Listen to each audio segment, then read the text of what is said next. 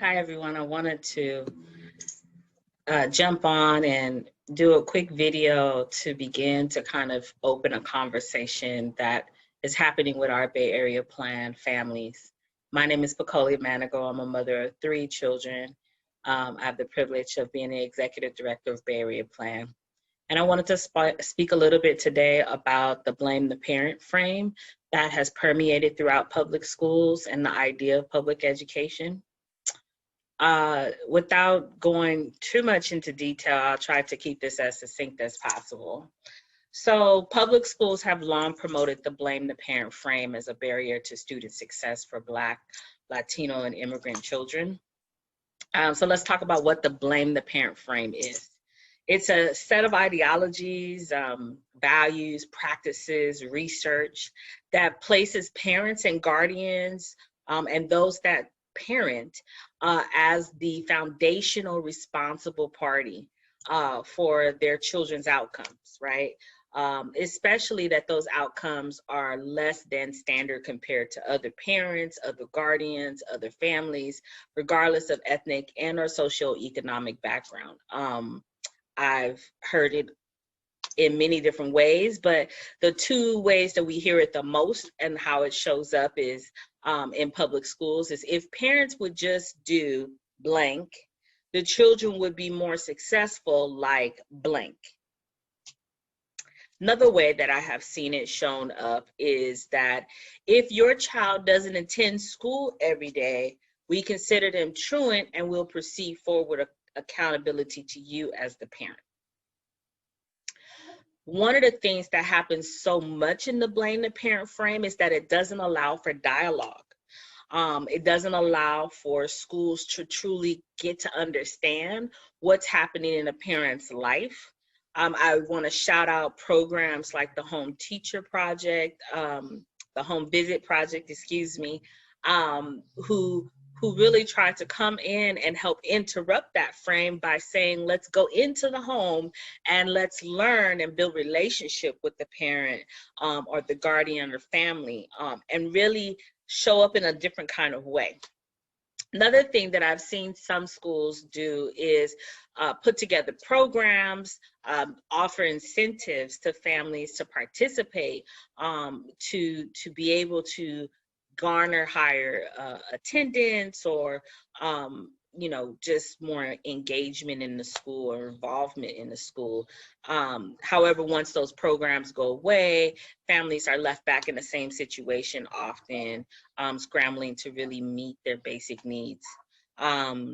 What I will say has happened in the midst of COVID, right? In the midst of this very unknown virus and how it transmissions throughout our community.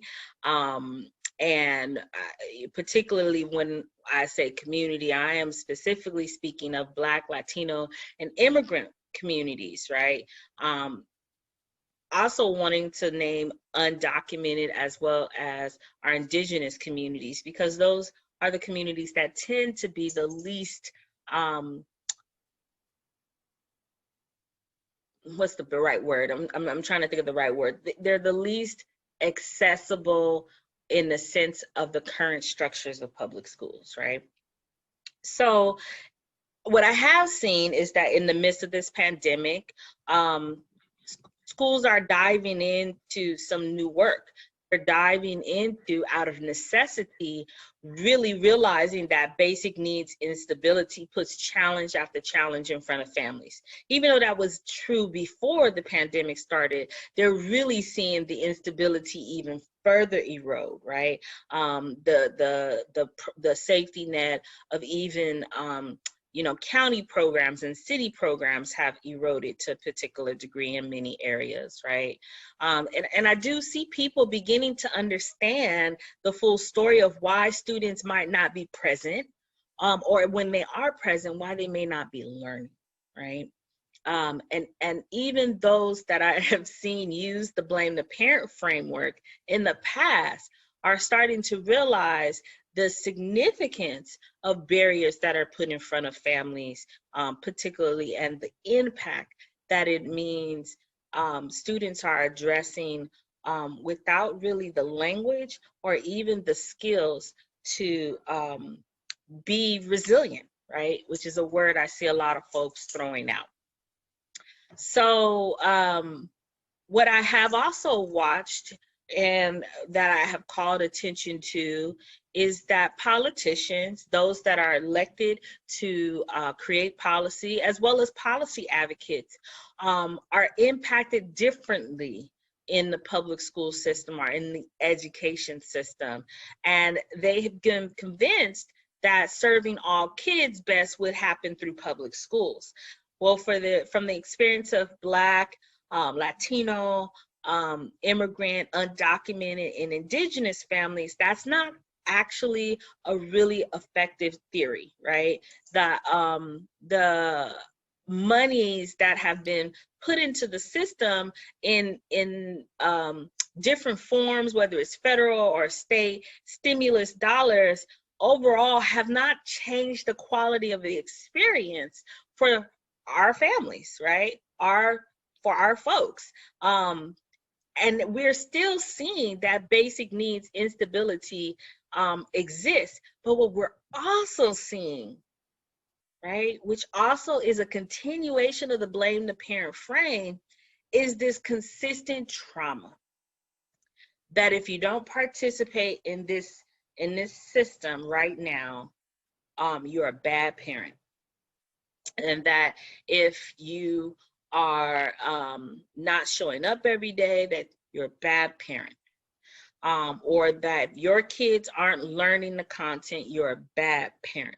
And it's not always conscious that folks are promoting this, which is why I'm doing this video, because we have to have a dialogue about the consistent harm that also continues to permeate throughout this system, right? And that piece is the piece that, is so fatigue ridden, right? It causes so much fatigue for myself, for my staff, for our communities, right?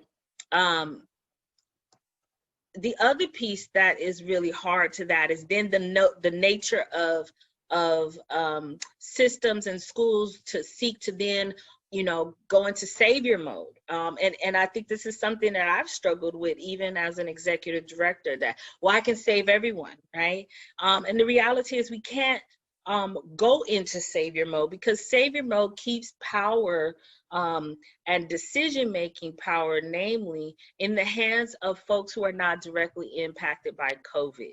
And as long as that is the case, as long as I have to go and advocate to, superintendent or a school board member or a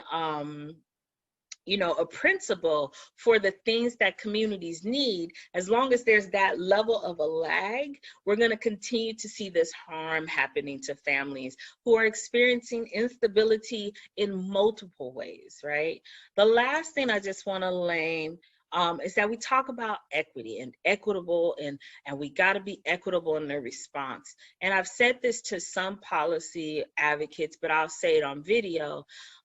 Equity, real equity, means acknowledging that children and families experiencing basic needs instability are worthy of their needs being stabilized as the first priority.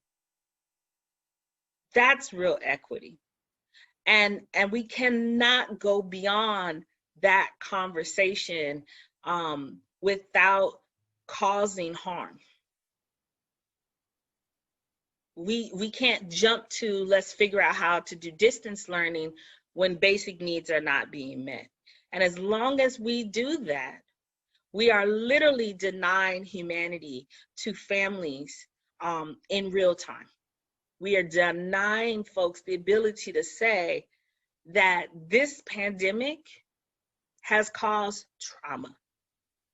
And I don't know how to deal with that. As a parent, it's the hardest thing to admit when we're not perfect, or we're not strong, or we're not gotten it all together, right? And we're promoting a system that actually is saying we don't want to know the truth.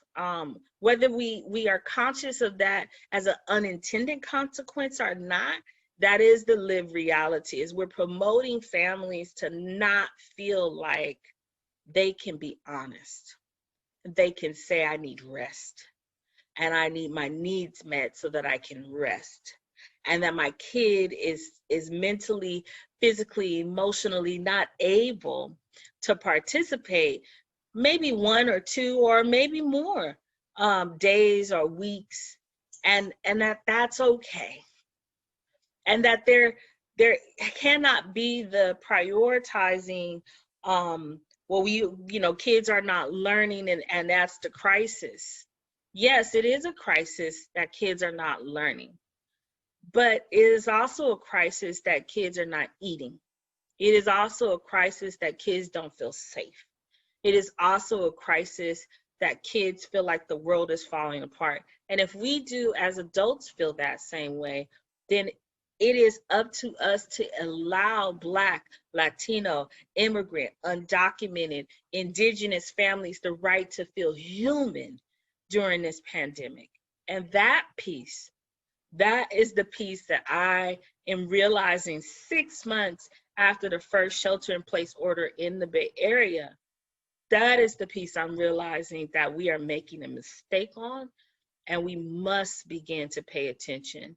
And that is the call to action from Plan, that we must create safe spaces for the people who have the decision-making power to allow families to be authentic and honest about what it would look like for them to be human in this moment and to have their needs met in this moment. This is something that California must do now. We must create a sanctuary for all, and that does not always look the way business has always functioned. Join us in this conversation. This is not intended to cause guilt, but it is an invitation that there is a disconnect between Sacramento, between boardrooms, between superintendents and their cabinets, between principals and their communities. And that this is the moment we've got to calibrate, because families have done school and have tried, and the quality of the experience, though maybe moving inches closer to being better, has still denied them the ability to be human. Looking forward to talking with you more. Have a great, great